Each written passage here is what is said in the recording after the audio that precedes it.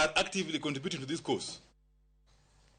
Kawadhi nyimeni kata bedo ni piny owacho nyolando ni chenro mag somo doke wang'e kendo kawuone counties mag Nairobi, Kisumu, Mombasa kod mamoko thoth skunde kod jonyuol e bombego nonenore ne obuono chik makamano kaluwore gi luoro mar ng'anyo mag Azimio la Umoja ma odonjo odiechieng' mar ariyo kawuono. Jafwambo magwa ne olimo moko kuom skunde kendo yango ni somo ne ok timre ka skunde mamoko ne duoko jopuonjre pacho. Judith Omondi miyo walerno.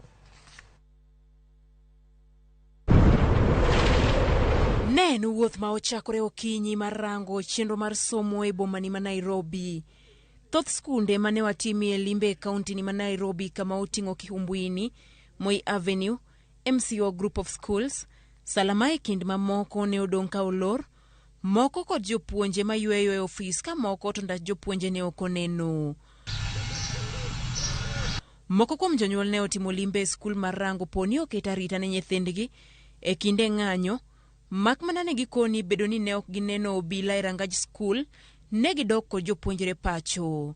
Nimeingia asubuhi nikifikiria watoto wataingia, lakini vile nimeingia ndio watoto walikuja moja moja, lakini hawakupata kama watoto wameingia.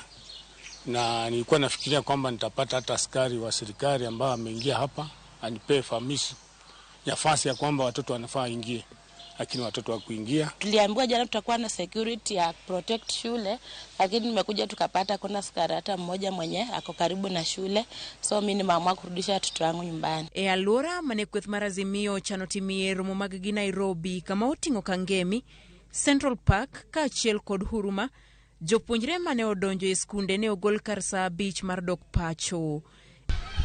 E counties moko kaka Migori, skund primar ma Migori Muslim en achiel kuom skunde mane ok onenda jopuonjre, mak mana ni jopuonj to ne ochopo. Sisi kama wafanyakazi wa serikali hatuna option kwa ajili serikali, we are paid through the taxpayers.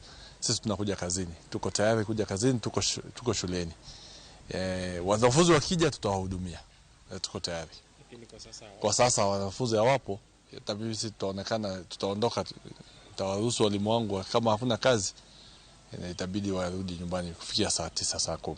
Kisumu, jonyuol koni chik sirkal ok chal ka gima ne omiyo gi mijing'o mar gonyo nyithindgi dhi skul kaluwore gi kaka gineno ka obila rakore kod jong'anyo. Nyithindo pod ok ne nyal wuok madhi skul kawuono nikech piny ok ber kabisa.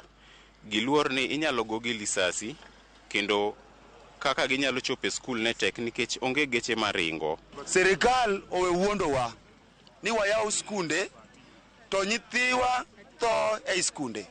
Nyathi matin nyocha neno ka nyathi matin ogo tia gas. Mano en kasara kuom in janyuol. Serikal ok bi kawo patik mar thiedho ni nyathini. Emo janyuol wacho ni nyathine nyaka beda e ot nyaka chieng' maandamano ni okwe, alafu to biro golo nyathi dhi skul. Kata bang' migawo mar somo golo singo ni jopuonjre biro bedo kod arita makare skunde, jonyuol oyangore kawuono ni pod oyiero dong' kod nyithindgi pacho kating' koro dok nyaka ne migawo mar somo mondo mi gilos chenro ma somo biro dok godo kare skunde, ahinya to ne jopuonjre machano timo penj madongo giko higani. Judith Omondi, Ramogi TV, Nairobi.